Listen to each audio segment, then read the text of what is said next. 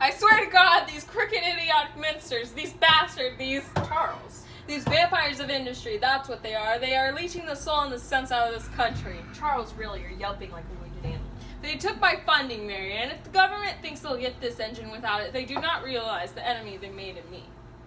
The government has given you more money than the Navy, and all they have seen is an abacus with a crank you show off at your parties. You have to give them something. I did a model that proves that the concept works. Now I need the funding to finish the real engine, but they're saying because I haven't finished it, they won't give me the funding. It's a loop of logic. It's a loop of blasted logic. It's bureaucracy, Charles. You were the one that got into bed with the government. Sink into your spite or fly. It's your choice. Nothing is my choice. Not anymore. There's always a choice. Start over. Start again. Do something else. All choices. He can't abandon the engine. It will change the world. If the world is ready for the change, it's usually not. The fact that the engine won't be built because of some ludicrous political Luddite who can't see the future and thus digs in his heels to prevent it from arriving is why I much prefer automatons to people. If we wanted melodrama, we would have gone to the opera. Settle yourself. It must be built. It will. It must. If the government won't fund it, I will do it myself. Or with me. Take my money, please. Good Lord, your mother wouldn't hear of such a thing. I have a dowry.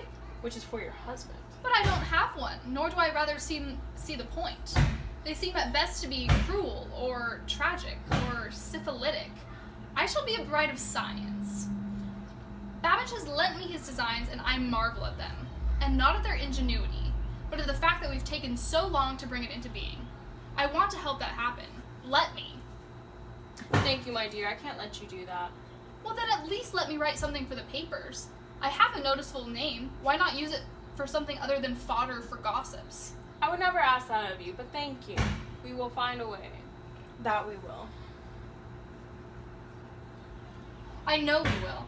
If anyone can outwit this, you can.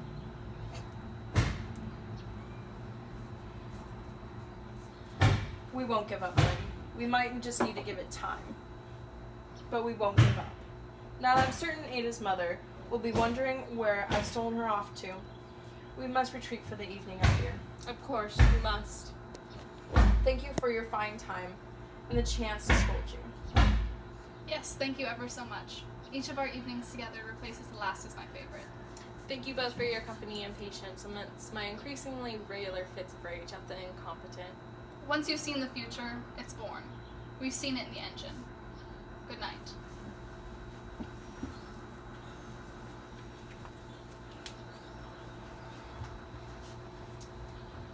It won't work.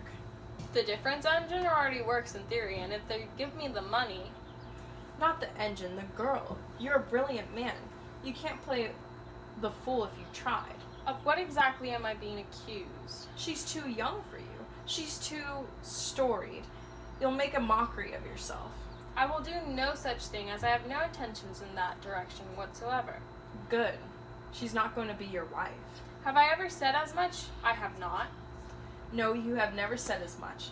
But you write her and you invite her to private dinners. You manage her mother. That's quite beyond the pale for a friend. Very much her senior.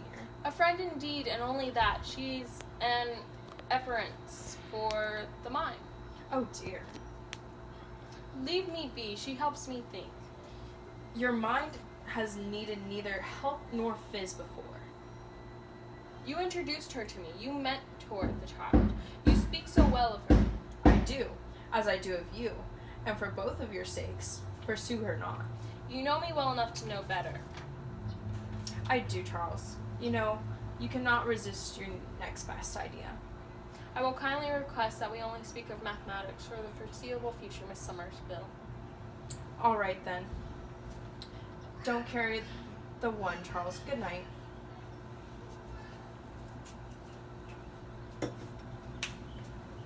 Dear Mr. Babbage, I will not delay thanking you for Lardner's trigonometry. I have quantities of formulae to work out and have destroyed a great deal of paper in this pursuit. What can I do to help you in your marvelous machine? I do hope to see you soon. Yours truly.